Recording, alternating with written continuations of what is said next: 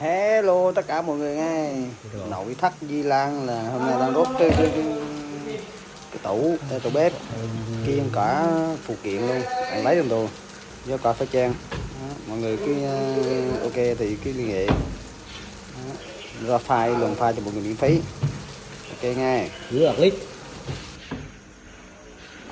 Chạy gì phải chạy gì 1 tiếng luôn rồi chết rón chạy gì vậy trời. Cũng về. Ok. Ê, ngoài các cái khúc tôi cầm cái nút đầu đầu. Đã liên quan gì?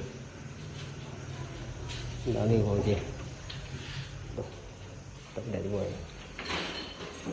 Không phải vì Dạ, đối tượng thân này quá đẹp.